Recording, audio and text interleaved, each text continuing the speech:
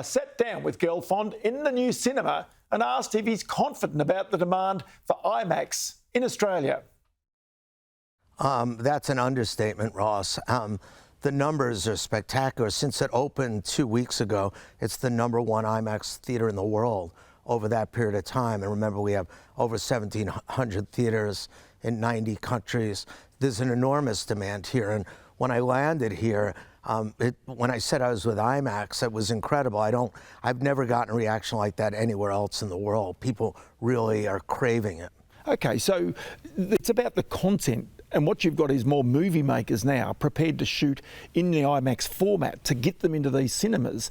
But, you know, it's not as though these are the most numbers of cinemas in the world, but it's the quality that they seem to be looking for. I think it's a combination of the movie, and I also think it's the experience. People really want to get off their couches. They want to leave their homes. They're tired of the pandemic era.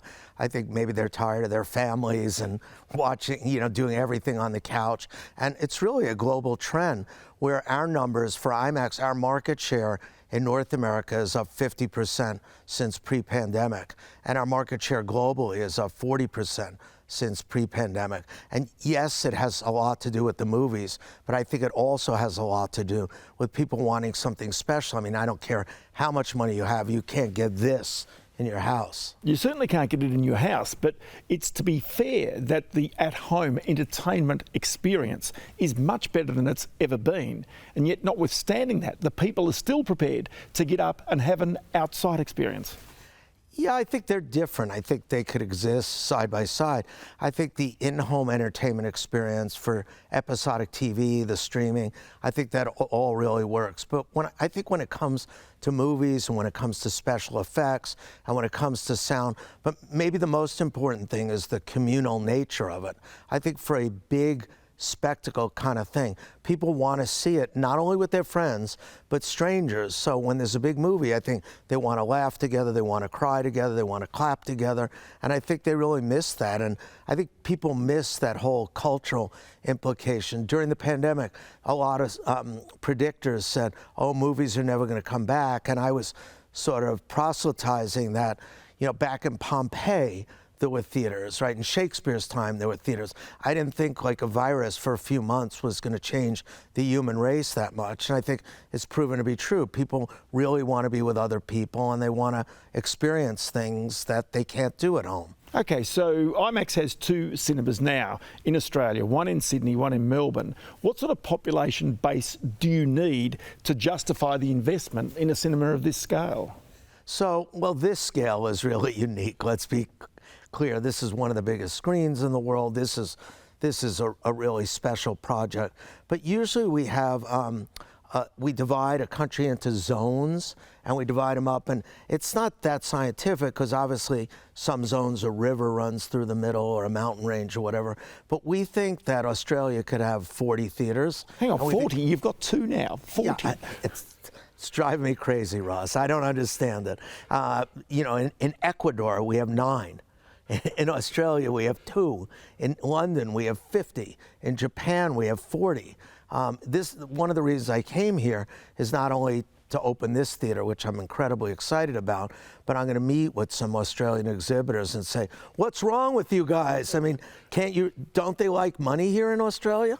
But then the cinemas obviously would not be of this scale, but then quite clearly you could put them into suburban areas, put them alongside shopping centres, a range of different things as to where you could actually place these IMAX cinemas. So to give you like a crazy example is China has 800 IMAX theaters and it has 200 more in backlog. So that's 1,000 IMAX theaters. Again, we'll go back to Australia having 2. I mean, I know it's a big country, but there are a lot of zones and a lot of places it could be. And I think it has something to do with the mindset of the exhibition group in that particular country. So people always say, well, it works in these 6 countries, but I'm not sure it's going to work in my country. And inevitably, I haven't found a country where it doesn't work. We're doing great in New Zealand. We opened a theater in Wellington, and part of the reason we opened it there was because Jim Cameron was making the Avatars, and we thought having a theater nearby would be a great thing. And Event opened it with us up there, and in less than a year, they've done about $1.5 million US dollars already. So this is something which is going to grow because, you know, you've also, as I say, got the stock of films and entertainment to come into these cinemas that people might not have seen, especially in Sydney where it hasn't been here for 7 years. So you've got this whole, you know, sort of backlog, if you like, of movies, plus a whole bunch more coming out. Yeah, I mean, I can't imagine that people in Sydney haven't seen Top Gun in IMAX. It's a different movie. It was partly filmed with IMAX cameras. We invented cameras that went in the nose cone of it. And it like in regular cinema, the top and bottom are cut off. You can't see the full spectrum. So yeah, I think people are gonna really like it when they get to see things that they haven't been able to see. You know, Avatar 2, it again was almost as, I think it was bigger for us than Avatar 1. Seeing that in 3D was incredible. So one of the things I love to do is come to new cinemas where they haven't seen it, because you just watch the people's faces, and which is what I do a lot of times when I come in, and especially kids who have never really experienced it before. I think they're like, wow, I've been missing out on this. Yeah, I know. So the importance of people like James Cameron or Christopher Nolan, Oppenheimer, film with IMAX technology as well, their credibility actually means that other movie makers will also be enticed to try and make movies in this genre. Well, one of the things that we find is we really over-index in IMAX when some of these movies are shot. So for example, in Oppenheimer, we did 20% of the world's box office on 0.8% of the screens. And it's for a lot of those films like that, there's no question. There's been, you know, you named some of the directors that are using it, but some new ones like Cary Fukunaga shot part of James Bond in IMAX, and Jordan Peele did Nope in IMAX using IMAX cameras, and even Greta Gerwig, after Barbie was released, Warner and she came to us and said, wow, I'd love to see how Barbie would look in IMAX. So we re-released Barbie in IMAX. So the world's great filmmakers really want to paint on this canvas. I'll tell you what, Rich Gelfond, it's a great chat. We could go on for hours on this, but I've got to wrap it up here. Many thanks for your time. Thank you so much for having me.